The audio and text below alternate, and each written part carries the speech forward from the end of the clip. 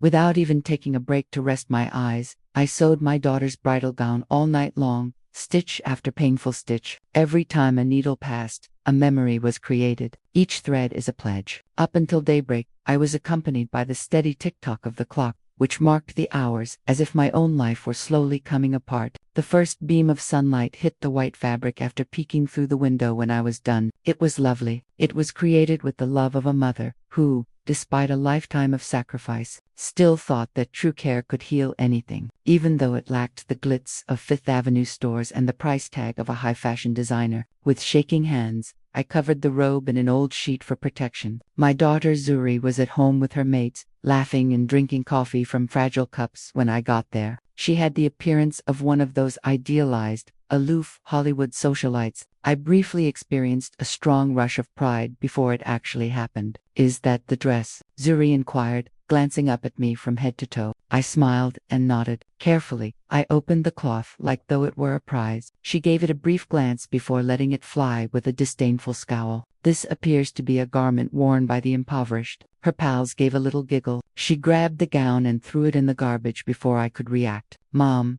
I'm not dressing like a seamstress for my wedding." The air left my lungs. I remained silent, not a word. Before anybody could see that I was crying, I simply picked up my shattered pride from the ground and left slowly. I made my way home on foot. My vision became blurry. Even though the sun was shining brightly, all I felt was cold. Every thread of the garment burned like an open wound in my head. I remembered all I had sacrificed to get Zuri to where she was, including the calluses on my hands, the sleepless nights, and the years I spent working at the outdated machine my mother had left me. And I questioned when love turned into a cause of guilt. I sat in front of my sewing machine when I got there. I looked at it for a while. Once so familiar, its worried voice now sounded like a lament. I felt an odd impulse when I touched the pedal, hoping that its vibration would soothe me. It was not melancholy. It was a new stillness, icy and menacing, the kind of peace that only comes when a heart breaks and starts to plot instead of crumble. My daughter didn't call for days, not even to say sorry. I was informed by others that her designer gown was ready, imported from Paris, and, in her own words, flawless. No matter how lovely the clothing was, it could never convey her narrative because beauty lacks a soul. Then I visited her home one afternoon. I silently slipped inside after waiting for her to go. The air was filled with the aroma of fresh flowers and pricey perfume.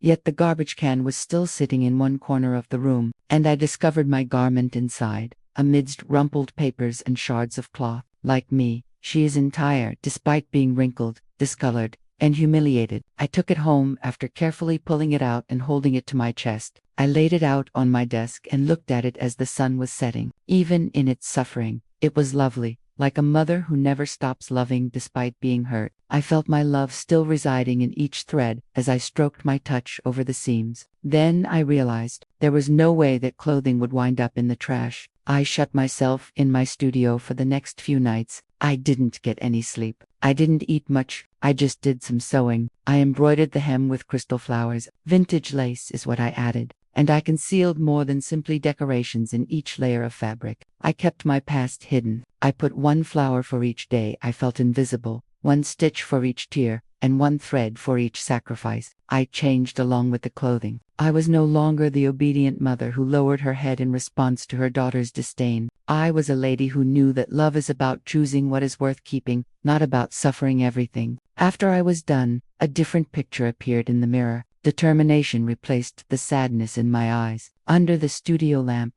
the gown glistened, and there was more to its radiance than just beauty. It was just, the day of the wedding came. Destiny, or maybe self-respect, forced me to go, even if I hadn't intended to. I pinned my hair up, put on my basic cream dress, and left with a confident gait. Every step felt like a fresh heartbeat. Each breath is a silent proclamation. I've changed as a woman. There were lights, flowers, clinking champagne glasses, music, and laughter. As I got to the Grand Magnolia Ballroom in Charlotte, Zuri looked stunning in her opulent foreign lace dress. Yes, she was gorgeous, but she was hollow. I didn't want her to see me quite yet, so she didn't see me come in. I remained by the door, silently watching. My hands were shaking from the weight of what was going to happen, not from fear. because it wasn't simply my daughter's wedding that night. She had a lesson to learn. I started to go toward the middle of the room when the clock struck 10. The whispering ceased. Everybody looked at me. Zuri raised his head. Her smile vanished. And that's when I realized that my entire life, fate had been preparing me for this. Because sometimes a mother's love is shown via a gown that shines brighter than shame rather than through tears. My best buddies have always been needles. I knew that sewing buttons would be my means of communicating with the world when my mother taught me how to do it when I was 12. My hands could express things that my mouth could not. Yet I was never a woman of simple words, and I discovered that every seam may contain a tale, even a life, over the course of decades spent amid threads, fabric, and stillness. Zuri was 6 years old when I became a widow. I was left alone with a young kid and a sewing machine after my husband Kofi passed away in a construction accident. I recall sobbing by the window that evening. However, I wiped aside my tears,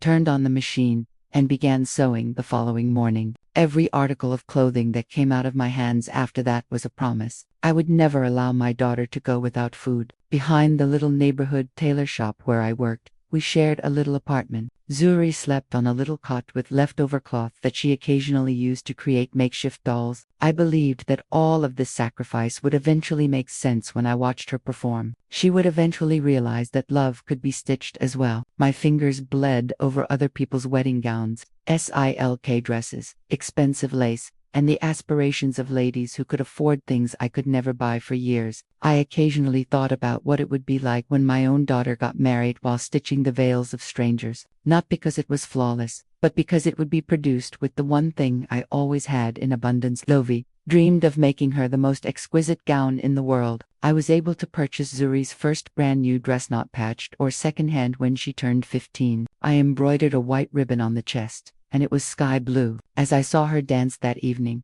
I realized that it had all been worthwhile. It resonated with me when she gave me a tight hug and murmured in my ear, "You are the best mom in the world." I had no idea that those same words would reverberate with sadness and a sense of a broken promise years later. As Zuri grew older, she started to distance herself from the environment that had influenced us. I sold my old automobile to get a modest business loan, which allowed her to attend a city college. She put in a lot of work, advanced, and made new friends. She was a stranger when she came back. Both her appearance and voice had changed. She now referred to me as mother instead of mama, and I saw a mixture of shame and irritation on her face each time I spoke. I initially believed it to be in my head. The calls she didn't return, the shorter visits, and the remarks she made one day without looking me in the eye were all indicators. "I wish you could have had an education." She was unknowingly telling me that the love I gave wasn't enough. And that statement stung my heart like a needle, that in her world, my hands, the same hands that sewed her childhood, were no longer valuable.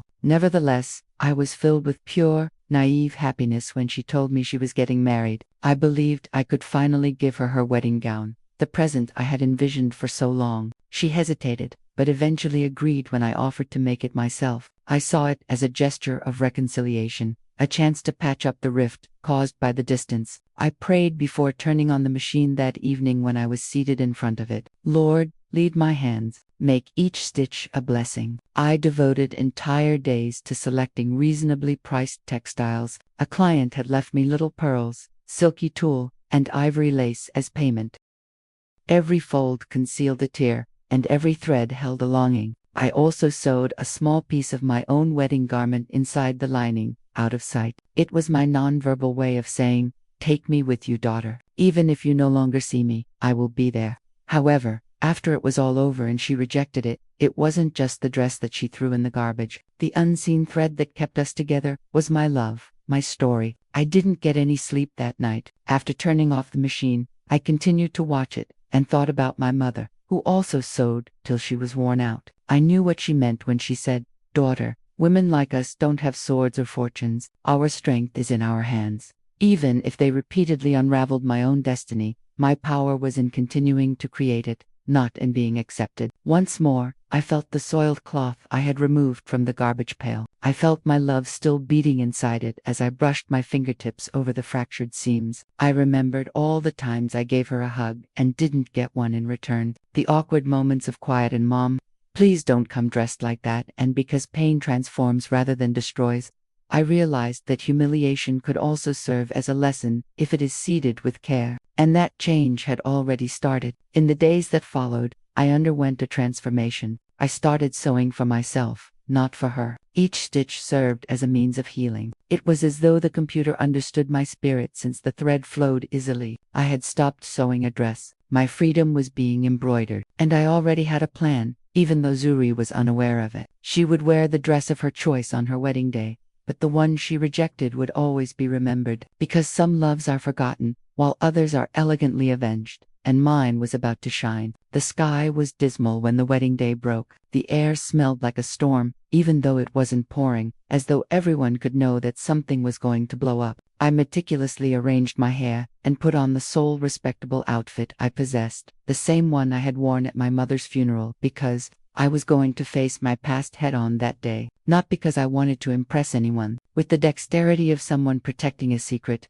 I folded a white linen bag and delicately slipped the mended gown inside. It wasn't a complaint, nor was it a gift. It was a wordless response to a daughter who had forgotten what it meant to love without guilt. There was a strong wind when I left the house. With my hands gripping the bag as though it were my own heart, I made my way to the bus station. Throughout the lengthy drive to the event center, I reflected on the times when my daughter and I were one spirit, when we laughed uncontrollably, and when she gave me a hug without worrying about being noticed. Now, however, the memories were more painful than the needles. The wedding ballroom was enormous, with a roof so high it appeared to reach the sky, and golden columns, exotic flowers, white lighting, and dazzling glasses on the tables. Everything was flawless, empty, and perfect. For a brief moment, I stood at the door and observed people taking pictures, toasting, and laughing. Zuri stood in the middle, shining in her brand new gown, which, despite its high cost, was unable to hide the icy expression in her eyes. Her smile froze when she spotted me. I started to head in her direction, but before I could get close to her,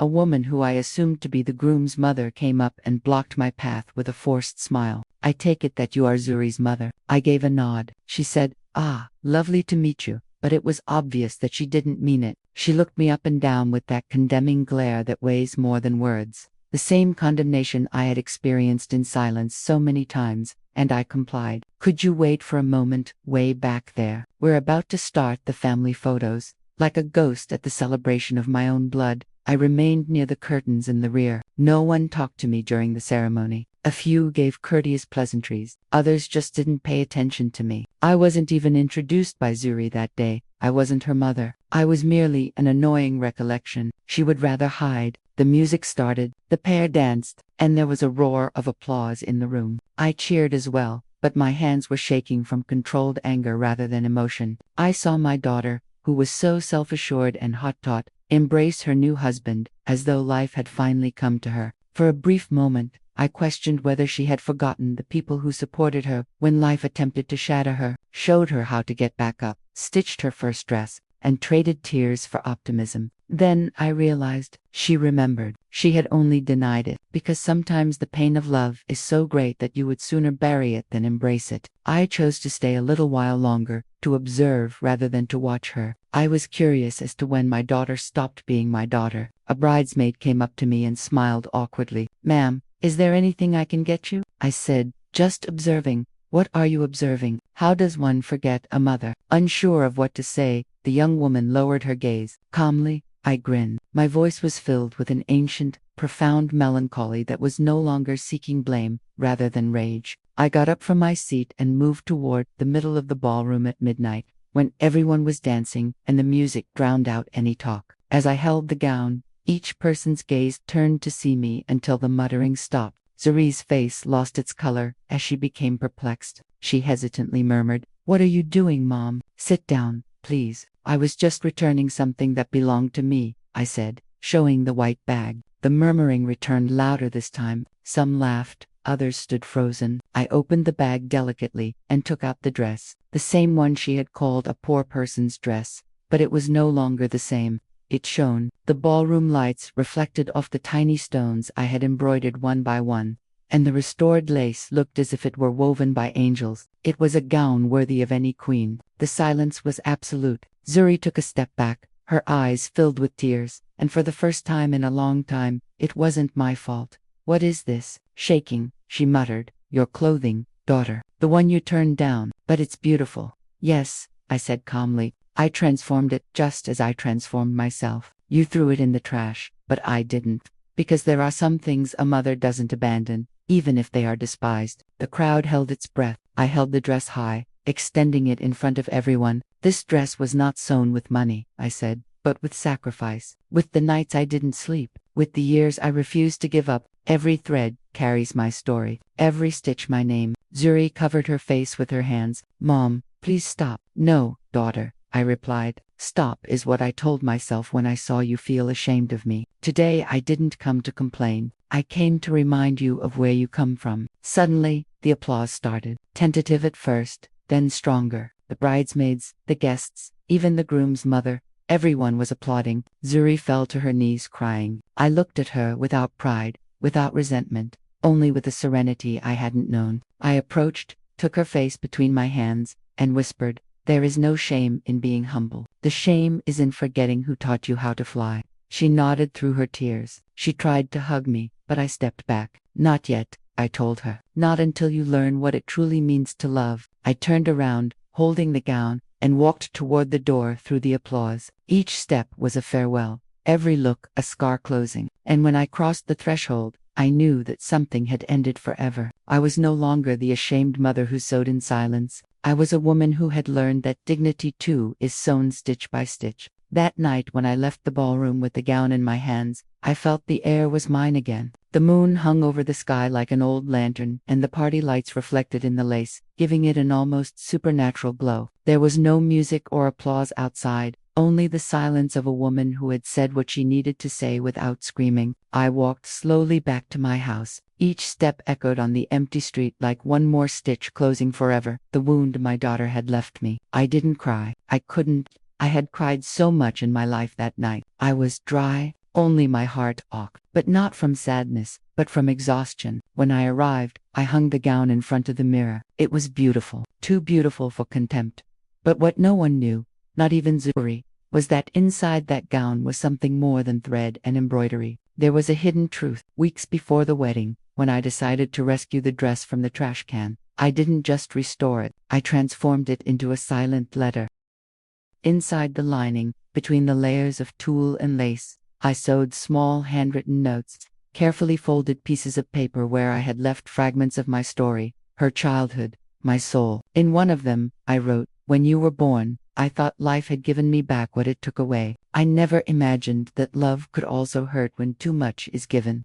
In another, I sewed your first dress with old fabric, but with hands full of hope. I didn't know that someday you would be ashamed of the love that sheltered you. And in the last one, the smallest, the most secret, I put a phrase that had been my mother's. The thread that joins a mother and her daughter is not broken. It only stretches until one of them learns to let go. I didn't know if Zuri would find those notes. I didn't know if she would ever have the courage to open the dress, but I did it anyway because sometimes you sow words so they can blossom when silence is no longer enough. Over the following days, the wedding was the talk of the whole neighborhood. Some neighbors came to congratulate me, others just to pry. I listened to them in silence while I sewed in my studio. I didn't like talking about the subject, not because I was ashamed, but because I knew the true ending had not yet arrived, and it arrived sooner than I imagined. 3 days later, Zuri appeared at my door. She was pale, her eyes puffy, and her voice broken. Mom, can we talk? I stood still. For a second, I wanted to hug her, but something inside me told me to wait. Of course, I replied calmly. She walked in slowly, as if she feared the house would reject her, too. She sat in the chair where she had waited so many times for me to finish sewing her a uniform, a dress, a life. She carried the gown in her hands. She placed it on the table without looking at me. I opened it. She said, I see, I found your letters. The silence filled with her ragged breathing. For the first time, I saw her vulnerable. She was no longer the haughty woman from the wedding. She was my little girl again. I didn't know, she said. I looked down and said, I didn't know how much you had done for me.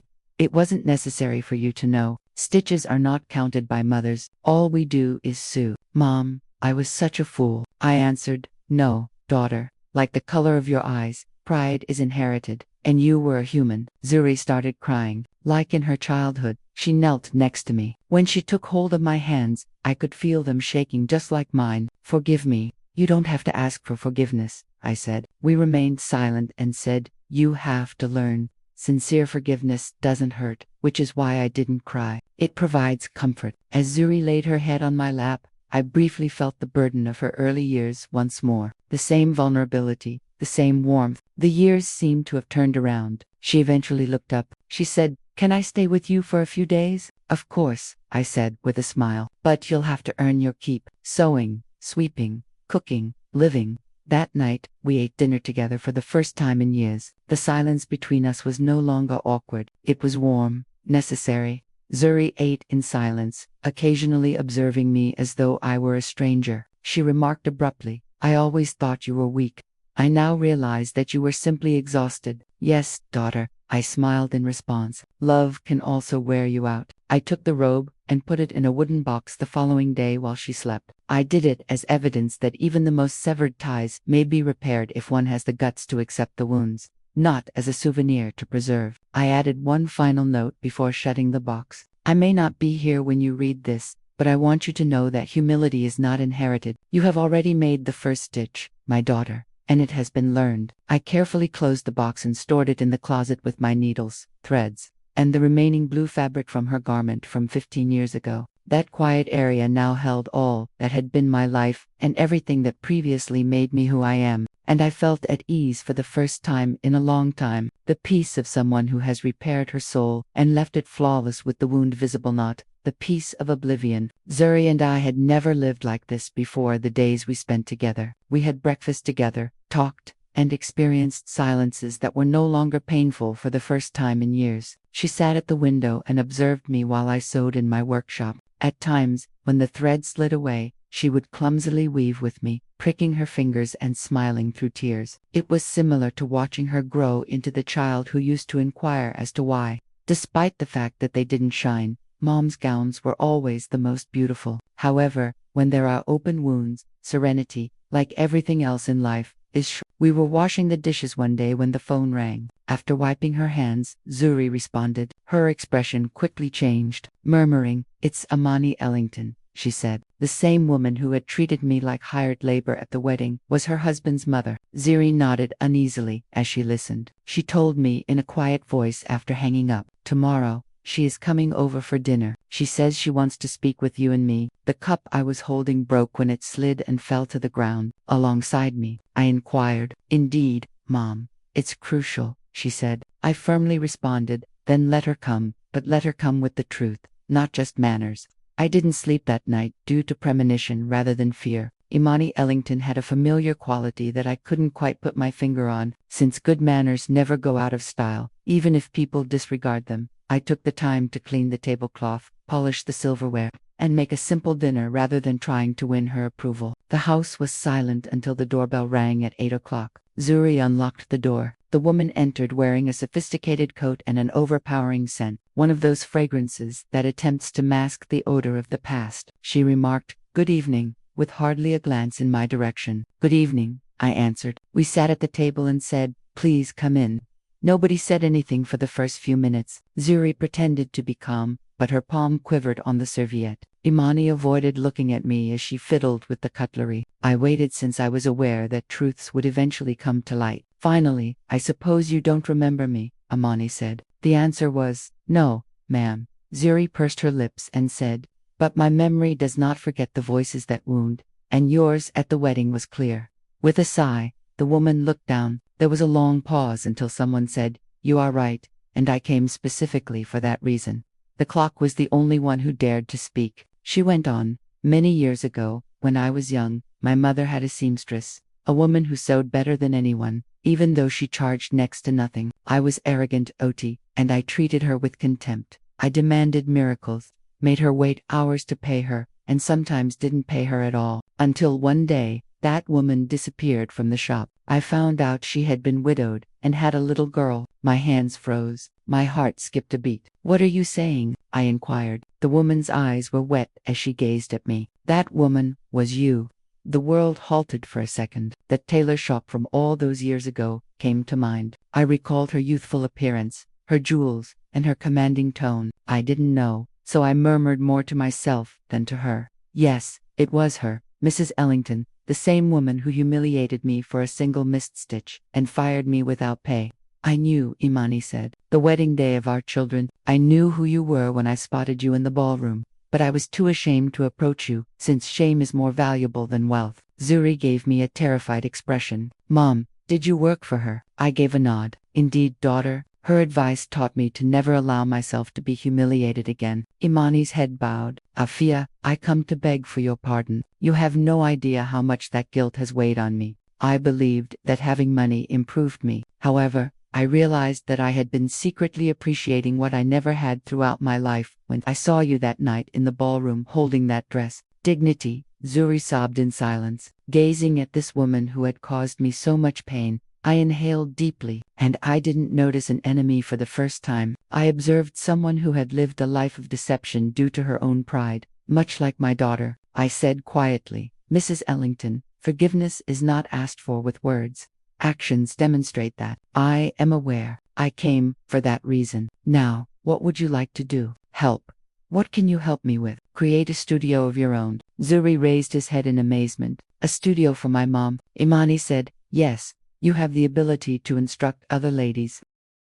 I can contribute the money to do something constructive with what I used to degrade, not to appease myself. I silently gazed at her. A part of me wanted to scream that forgiveness cannot be purchased with money and turn down her offer. However, accepting aid can also be an act of self-love, according to the wiser part of myself that had learned how to heal scars. Okay, I said at last. I agree. But only under one stipulation. You want anything? Imani said. My mother's name will be on the studio. What was her name? I hope, because I never lost anything else but that. Zuri rose from the table and gave me a firm embrace. I can't believe it, Mom. Daughter, have faith. Life goes in circles, but it doesn't always provide retribution. Occasionally, seamstresses teach queens how to heal their souls when the wheel spins. Imani nodded while sobbing. You're correct. Money runs out. One inherits dignity. I also said that money does not erase humility. It is earned by actions. There was a peculiar silence toward the end of the dinner, the quiet of things finding their place at last. Imani shook my hand before she walked away. Thank you for letting me in.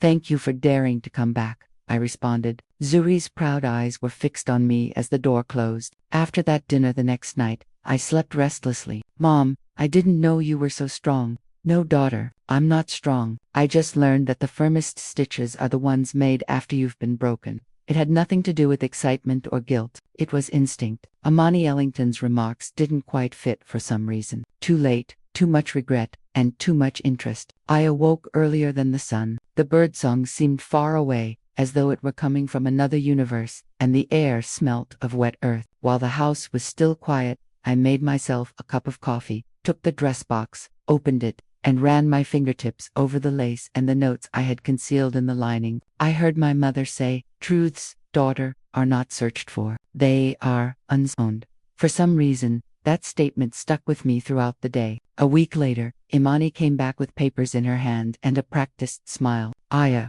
she said, I have the studio contract so quickly. Time is something I don't want to waste. All of this has been on my mind a lot. Zuri observed us from the table with the mixture of delight and skepticism that only children experience when they witness their moms tending to past injuries. Let's take a seat. Imani opened the papers and discussed loans, equipment, space, and workers. I nodded, but there was something off about the way she spoke. It was more than regret. Fear was the cause. Mrs. Ellington, what's the rush? I questioned her. In a hurry. No. I just want to do things correctly. I'm not referring to the studio here. I'm referring to you. I gave her a direct look. You have something to say but haven't.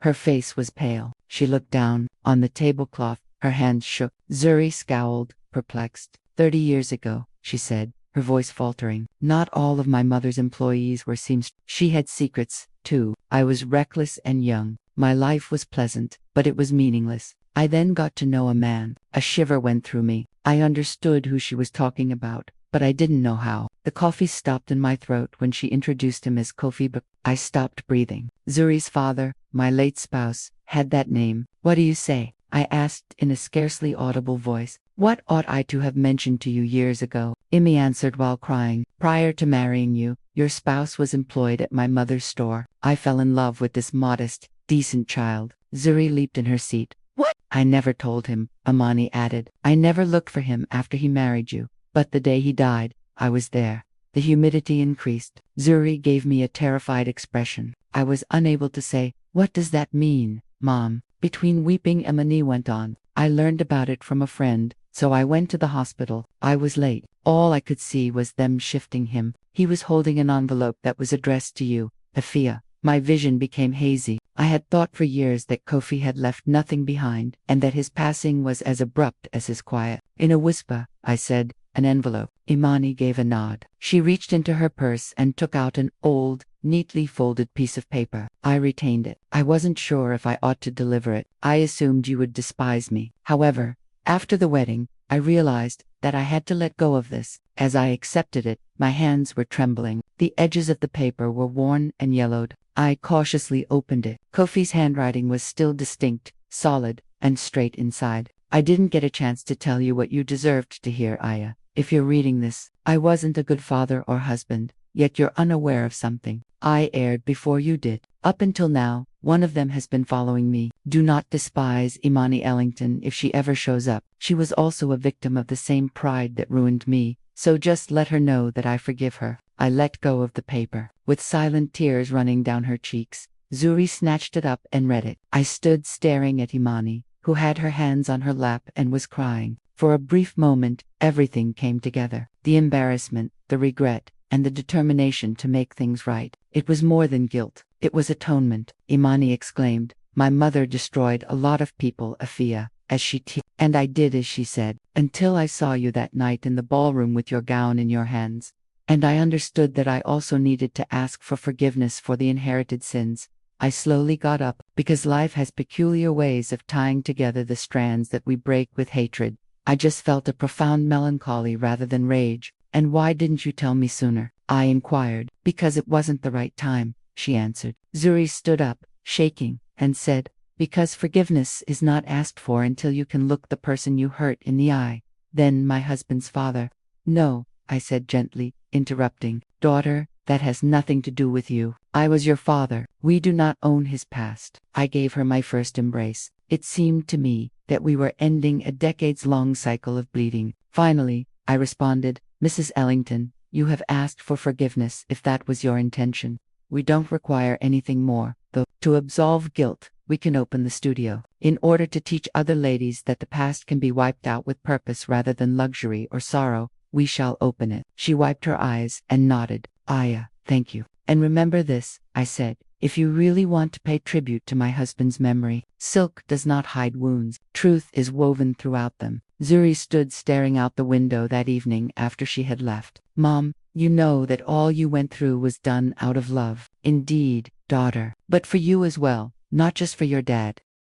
Because one day I realized that the only love that is worthy of praise is that of a mother. She put her head on my shoulder, and at that quiet moment, I realized that sometimes justice comes from the knowledge that the truth, no matter how terrible, sets you free rather than from yelling or retaliation. When the feelings appeared to have subsided the next week, I got a letter. It came from a city estate attorney. My name, Afia Bakari, was written in a sophisticated, vintage script on the envelope. I felt my heart halt for a moment. I hadn't seen that last name next to mine in years. Kofi had abandoned me in a number of ways. First by being silent, then by being gone.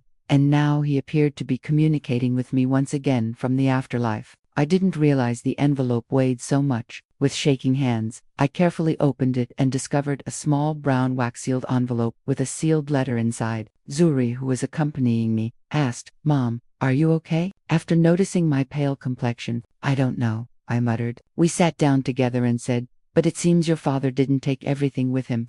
I took a deep breath, placed the letter between my fingers, and opened it. As though no time had passed, Kofi's voice in those lines still sounded warm. "If this letter finds its way to you, Afia, it's because something I've been unable to resolve in my life has now come to light. I pray you will be able to read between the lines of what I leave you, since I never knew how to ask for forgiveness in words. But you always understood the language of quiet. Even though I didn't provide you an easy life, I hope that at least this will provide you with something more worthwhile than cash. The reality. Documents for an account I never told you about are in the brown envelope. Although it's not very big, It was created by me and is stain-free. It's for Zuri and you, so you won't ever need sympathy from anyone again. But more than that, there's another factor. A diary. I wrote all I learned from seeing you love and everything I didn't know how to say to you in it, even if you didn't receive affection in return. If you remember me, it's for the repairs we had to do together,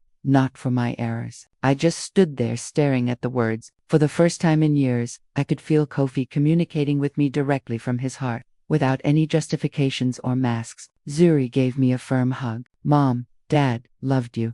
Yes, I replied, holding back my emotions, although he had no idea how. A leather diary, scuffed at the corners, was inside the brown package. It contained pages of Kofi's handwriting, which was sloppy and appeared to have been penned at various points in his life. The first few pages described our first day together, my giggles in the studio, how my sewing style put him at ease. The pages then became gloomy, rife with remorse, frustration, and his fear of inadequacy. I find it unbearable that the world hates her for her humility. With each stitch, she sews as though she were repairing the universe, and all I'm capable of doing is damaging the things she fixes. Until the final pages are reached, we read silently. His tone changed there. It appeared to have been written in the final days of his life, when he was engulfed in illness. Look for the red thread, Afia. If you ever feel lonely, you stored the studio fabrics in the drawer in our previous home. You started sewing Zuri's clothing with that thread. I retained it. I never told you, but seeing that thread reminded me why it was all worthwhile. The only thing that keeps us connected is that thread, my darling. That night, I was unable to fall asleep. I switched on the light and removed the old box with the fragments of old textiles. There was also the scarlet thread that I had used to make my own wedding veil and to repair Zuri's christening gown. I couldn't stop crying, so I held it between my fingers. It felt like my entire life was woven into that thread, like I was gripping the pulse of the past. When Zuri heard me crying, she awoke. I was on the ground with the box open when she discovered me. Mom, what is it? Her expression softened when I showed her the thread. Dad, yes, I muttered. This time, he kept it all. When Zuri gave me a hug, I realized for the first time that love, despite its flaws, offers hints like breadcrumbs in a pitch-black jungle. Sometimes, all you need is the guts to pursue them. Amani visited the studio a few days later. Since the Kofi discovery, I hadn't seen her. She looked worn out and carried flowers. She said, I came to help you with the contract. It's not required. In any case, the studio will open, albeit under different conditions. Distinct. Yes, I said. I won't do it out of shame or altruism. I'll act with dignity. She sobbed when I told her about the letter and the red thread concerning Kofi. She admitted that he also wrote me a letter. However, I was never brave enough to read it. Then I instructed her to read it, because until their truths are heard, the dead never rest. It was a sunny day when we opened the studio. Curiosity drew the neighbors, modest women from the West End. Others merely wished to learn, while others have fabric scraps. A sign I posted over the door, Hope Studio. Each stitch tells a tale. I thought about my mother as I taught the young ladies how to sew. I thought back to my years of quiet and hunger, and I experienced something I hadn't felt in decades, amid that soft hum of machines, scissors, and laughter. Sincere pride. Zuri went among the students, assisting them with threading needles while wearing an apron. She grinned as she glanced at me. You see, Mom, it all began with a frock that was thrown in the garbage. I said, no, daughter. The story began much earlier with a mother who continued to weave despite life ripping the thread from her hands. I framed the red thread that afternoon before I shut down the studio. I scribbled a sentence in my own hand underneath it. If you have the guts to hold the needle with love, all wounds eventually heal. I realized that this thread did more than simply connect textiles as I put it on the wall. It brought generations, tales, suffering, and forgiveness together. It was the unseen thread that bound me to my mother, my spouse, my daughter, and every other woman who had sewn their own fate with broken hands but unbroken hearts. I took Kofi's journal one last time before going to bed that night. There was a sentence I had never seen before on the last page, written in faded ink. Not all love is stitched together. Sometimes it is woven with resignation, and other times it is sewn with the quiet of someone who is waiting to be understood in another life. I shut the notebook and switched off the light, and I realized that I had already been comprehended in the darkness, grinning calmly but wearily. It has been a number of years since that wedding, Since that night when pride and love faced each other, and dignity ultimately triumphed over silence, my hands are covered with tiny, thin scars that like time-traveled trails, and my hair is all white now. They each tell a tale, a dress, a tear, or a hope that has been restored. My heart feels lighter than ever, even if the days can feel heavy at times. Hope Studio remains open. It's a bustling location full of women who come with old materials and dashed hopes, thinking they're worthless. Nevertheless, they discover that everything, even what appears irreparable, can be reshaped with love and patience. These days, I don't sew dresses. I sew people's souls. I let the sun shine on the rolls of cloth that are lying on the shelf every morning by opening the windows.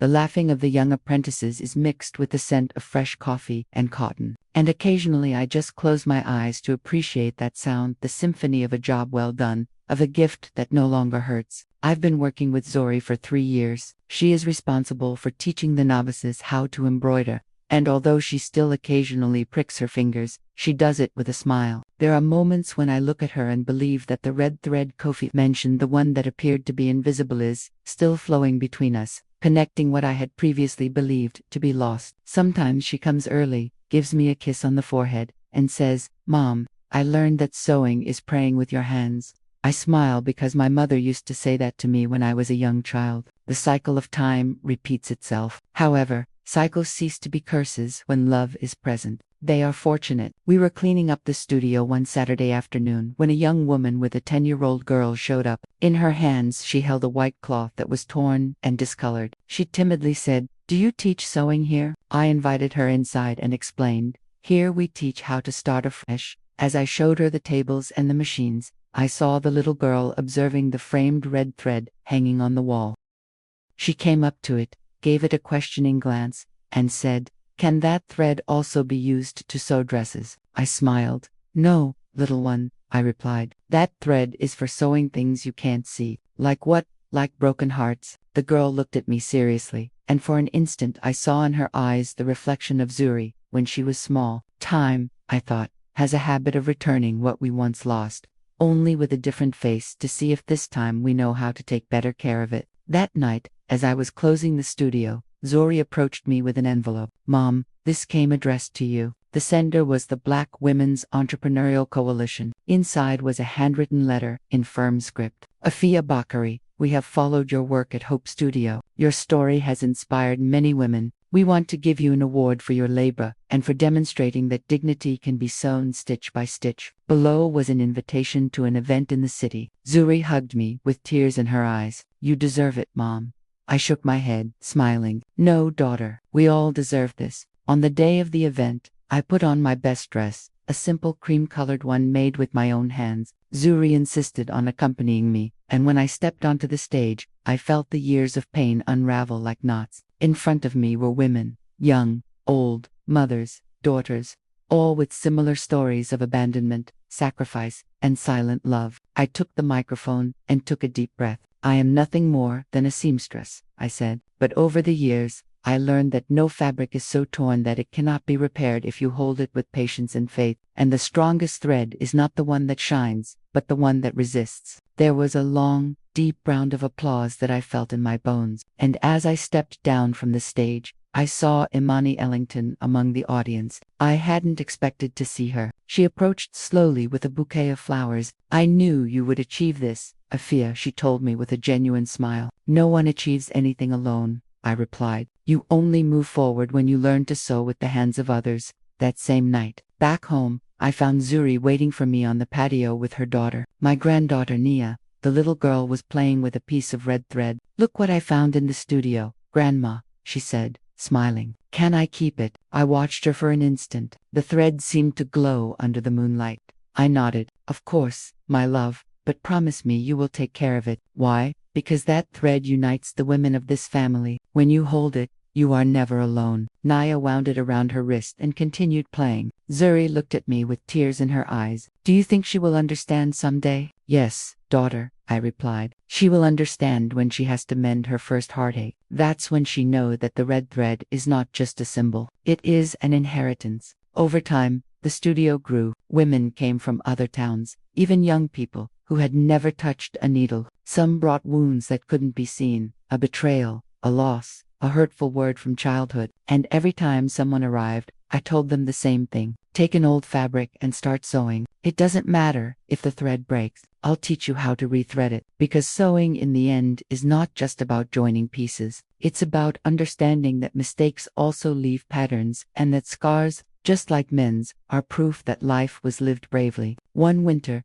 Imani fell ill. Zuri and I went to visit her. She lived alone, in a large but sad house. She received us with a blanket over her legs and a peaceful look. I knew you would come, she said. I wanted to say goodbye. I took her hand. You owe me nothing, Imani. No, Effia. You saved me from myself. Never forget that. And to Zuri, she said, your mother is one of those women born once every century. Don't criticize her for being tough. She passed away a few weeks later, and in her will, she left Hope Studio a modest but sufficient donation to ensure that it would continue to operate for many more years. She also wrote in a small, feeble handwritten note, "Thank you for sewing with the thread of forgiveness what I had ripped with pride." When I read that, I shed tears of relief rather than despair because I realized that everyone had contributed in the end. She by asking for forgiveness, and I by learning not to hold a grudge. Today, as I write these lines, I hear Naya laughing on the patio. She is learning to sew with Zuri using the red thread she found that night. Her clumsy little hands move the needle carefully, and even though she pricks herself from time to time, she keeps smiling. That smile is the purest legacy I can leave her. I watch her from my rocking chair and think that life in the end is a lot like a piece of fabric. Sometimes it gets stained, it tears, it stretches too much. But always, always, there is a thread ready to join everything back together. I was a seamstress, a wife, a mother, and now I am a teacher. I sways, tears, and destinies. And if I learned anything, it is that love is not always expressed in hugs or words. Sometimes it is expressed in the silence of one who, despite everything, keeps sewing. I close my eyes and remember the first night. The one when my daughter called me poor and threw my dress in the trash. If someone had told me then that it would be the beginning of our salvation, I wouldn't have believed it. But now I know that the deepest wounds are not open to destroy us, but so that the light can enter through them. This will be my last story, the last stitch I make with these hands that are now trembling. But I am not afraid because I know that when I am gone, Zuri and Nia will continue sewing with the same thread, uniting the remnants of a legacy made of love, dignity, and hope. And when the world judges them for being too simple or for giving too much without expecting anything in return, they will remember my words. There is no firmer stitch than that of a woman who has cried, because one who has cried knows how to hold the needle with love. I smile, close my eyes, and let the silence envelop me. The red thread rests on my lap, warm, vibrant, as if it still had a life of its own. And just before I drift off, I think I hear my mother's voice, soft, distant, saying, "You can rest now, daughter. The last stitch has been made." Sometimes people ask me if I would live through everything I went through again, if I would endure the humiliations, the tears, the silence once more. And I always answer the same, yes, because every wound taught me to sew with greater strength. Every scorn taught me not to beg for love, and every sleepless night reminded me that dignity is the only garment that must never be lost. Today I look at my hands and see in them the story of all the women who, like me, learned to sew not out of pleasure, but out of necessity. Women who mended shirts, hearts, and families. Women who did not wait for applause, only respect, and who understood that you do not need money to have value. My studio remains open, and every time I hear the sound of a needle piercing the fabric, I feel life whispering to me that nothing was in vain. Because even though the years pass, the red thread is still there, uniting generations, uniting loves, uniting stories. Did you like the story? And which city are you listening from? Let's meet in the comments. If you liked the story, you can support me by sending a super thanks so I can keep bringing more stories like this. Thank you so much for your sweet support. I'm looking forward to your comments on this story. On the screen, you can see 2 new life stories that I highly recommend. There's so much more on my channel. Don't forget to subscribe. See you in the next life story with love and respect.